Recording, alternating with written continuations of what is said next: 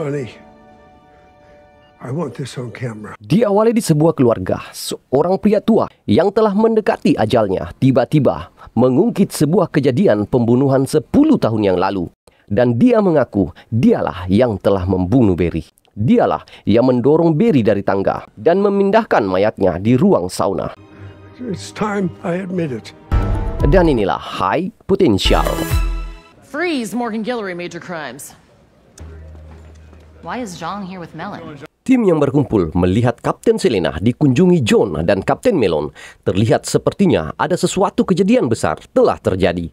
Karena beberapa saat setelah John dan Kapten Melon pergi, Kapten Selena seakan tidak senang dengan berita itu. What was that about? The Bucket Lane murder. Itu tentang kasus Bucket Lane. Pria di awal film tadi adalah George Donovan. Kapten Selena saat itu masih menjadi detektif junior. Diketahui, George Donovan adalah tersangka yang bebas karena kurangnya bukti. Dan di saat kematiannya, tiba-tiba dia mengakui dialah pembunuh Barry. Kini, Morgan telah mendengar itu dan tidak akan bisa tidur jika kasus itu tidak selesai. Follow me. Day after Thanksgiving 2014. Barry Jensen dibunuh di rumah keluarganya. Pembantu menemukannya sudah setengah matang di ruang sauna. Para keluarga mengatakan Barry mabuk dan tertidur. Namun, autopsi menunjukkan penyebab kematian Barry adalah patah leher. Artinya, Barry telah mati dan mayatnya dibawa ke ruang sauna. Dan teori penyelidikan, sang pembunuh mendorong Barry saat menuruni tangga dan mematahkan lehernya.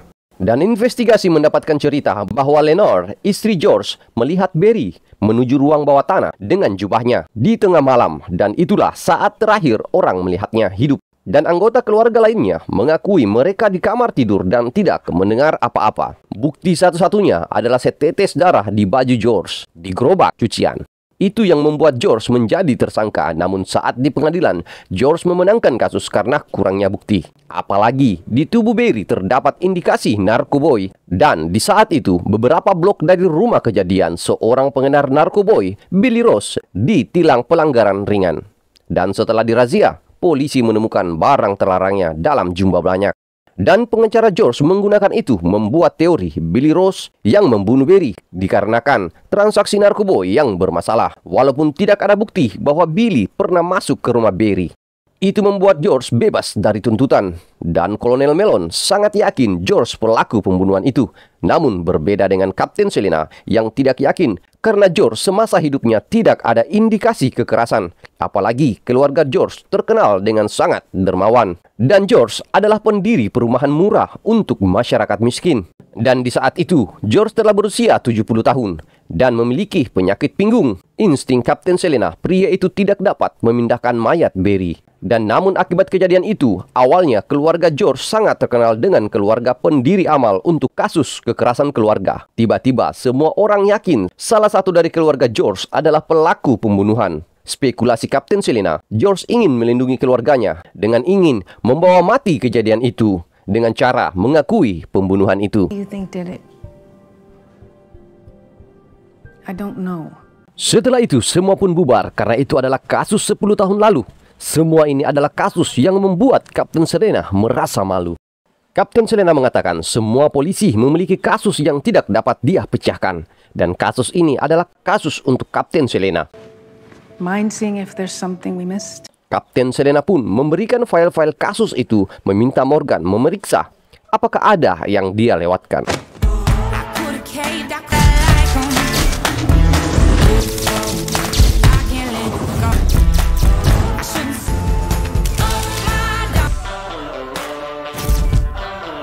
Morgan mempelajari kasus itu bahkan di rumahnya.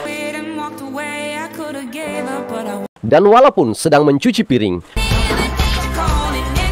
dan di saat melipat baju pun dia tidak lepaskan kasus itu. Sampai senyum di wajahnya menunjukkan Morgan mendapatkan sesuatu.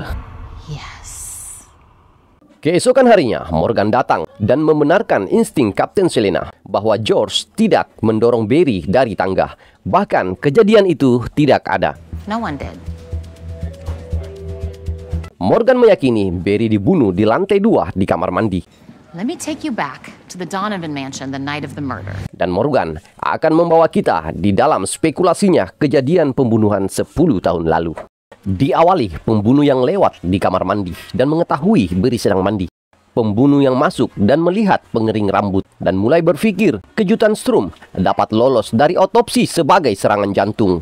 Dan memulai melempar alat itu pada Barry yang sedang mandi. Dan itu membuat Barry pingsan. Karena di saat yang sama, Kosley membuat saklar terbakar akan meninggalkan barang bukti. The wallpaper-covered faceplate is scorched, and that's not good. But it's a problem for later because... Dan tubuh Barry dimasukkan ke lubang baju kotor menuju basement. That's how we got down to the basement. It sure is. Itu akan mematahkan leher dan memastikan kematian Barry. Dan itu juga menjelaskan darah di baju George. Dan membawa mayat Barry ke kamar sauna dan memasukkan botol minuman agar terlihat alami. Memulai memanggang Barry. And cooks him to perfection. Itulah spekulasi kejadian yang membunuh Barry. And that is how Barry Johnson met his maker. Setelah itu, Morgan menunjukkan bukti saklar yang telah diganti. Itu karena saklar itu tidak memiliki wallpaper, di mana semua saklar di rumah itu telah dilapisi wallpaper. Dan itu semua membuat Kapten Selena harus kembali berbicara dengan anggota keluarga George. Namun Kadek mengingatkan, jika Kapten Selena mengusut kasus itu lagi, Komandan Pusat akan marah. Namun, Kapten Selena yang akan memikirkan hal itu. Let me worry about that. Setelah itu, Kapten Selena telah meminta izin pada Lenore, istri George, untuk beberapa pertanyaan lagi sebelum kasus itu resmi ditutup. Namun karena keluarga George sedang keluar melakukan penebaran abu George, pembantu rumah yang akan menyambut mereka. First, we need to pick up Ida Perp. Who's Ida Perp? Di saat yang sama, salah satu keluarga George datang ke kantor dengan membawa perlengkapan kamera profesional. Ternyata dia adalah Neda Donovan dan dia memiliki cerita untuk diceritakan pada detektif tentang kasus Bucket Line. Can we see the bathroom, please? The one upstairs with the laundry chute? Setibanya mereka di kediaman George, Kapten Selena dan Kadek langsung membuat ilustrasi kejadian seperti spekulasi Morgan. Awalnya melihat saklar yang terbakar, lalu mencari saklar yang memiliki wallpaper. Good work, Morgan. Come on, Ida, it's showtime. Namun yang terpenting adalah boneka yang akan membuktikan cerita Morgan. Dan itu membuktikan. That'd break a neck. She was right. Di kantor, Neda Danova rupanya ingin membuat film dokumenter tentang kisah hidupnya dengan mengangkat kejadian terbunuhnya Barry. Look, your crew can film all they want, but we're not speaking on camera. Namun Daphne tidak mau ikut campur tentang film. Dia tidak akan berbicara di depan kamera. Artinya setiap pembicaraan mereka harus dengan cara tertutup. Namun Neda memberikan tawaran bagaimana jika dia tahu bahwa pengakuan George itu palsu. I know for a fact George's confession is a sham. Namun tawaran itu ditolak, dikarenakan itu adalah informasi yang sudah basi. Artinya, Kapten Selena sudah mengetahui hal itu. Karena itu, kini Daphne yang memberikan tawaran. Neda masih bisa mendapatkan filmnya jika membantu mereka menemukan pembunuh yang asli. Dengan cara memberikan informasi yang baru, informasi tambahan dari kejadian itu. Fine. Kita kembali ke Kapten Selena, mengatakan tim telah mengetahui seseorang dari anggota keluarga yang membunuh Barry, tinggal mencari tahu siapa di antara mereka. Namun di saat itu juga, tiba-tiba Welcome. We just have a few follow-up questions before we can officially close the case. kita akan dibawa oleh istri Barry di suasana di saat terakhir Barry terlihat dalam keadaan hidup. It started with another family photo. Diawali pengambilan foto keluarga, dan setelah itu dilanjutkan makan malam keluarga.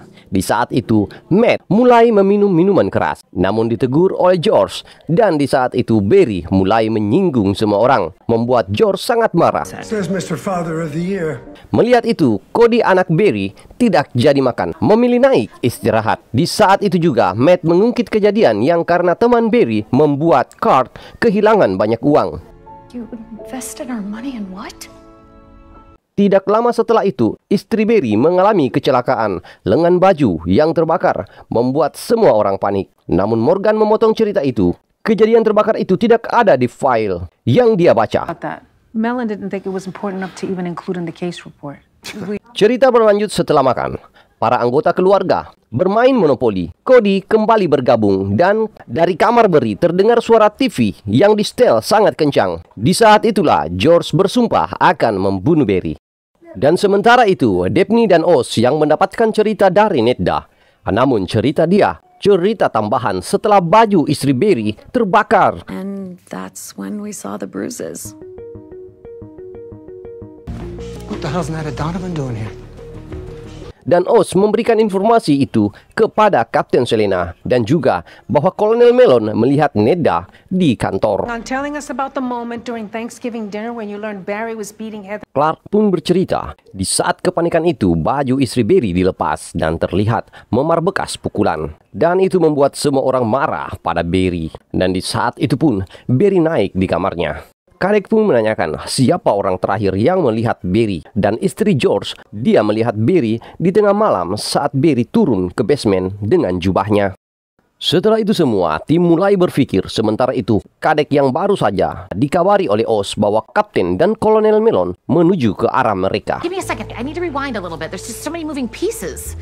Morgan yang berpikir keras dan akan membawa kita menyusun timeline kejadian. Okay, we know that everyone was together at dinner around 8 o'clock. Jam 8 malam, semua orang berkumpul. Cody pergi setelah George dan Barry bertengkar. Barry pergi setelah istrinya terbakar. Nedda pergi ke kamar Barry, mengambil pakaian istri Barry yang tidak mau bersama Barry. Dan itulah saat terakhir Nedda melihat Barry hidup. Dan itu jam 9 malam. George dan istrinya turun, dan Cody juga turun. Di saat itulah monopoli mulai. Until Barry starts blasting porn on his TV. Sampai Barry memutar TV terlalu keras, membuat Matty dan Clark naik mengendor pintu Barry dan TV Barry pun mati. Kemudian kembali berkumpul di saat yang sama. Dan permainan berakhir dan semua tidur. Kecuali istri George. Dan di saat itulah dia melihat Barry turun ke basement. Itulah timeline dari pengakuan semua orang. You know Barry was killed upstairs. Sedangkan spekulasi Morgan mengatakan Barry terbunuh di lantai 2. Dan itu sebelum monopoli dimulai. Damn it! Tiba-tiba Kapten Pusat dan Kolonel Melon telah datang. You put this entire case at risk. And the department.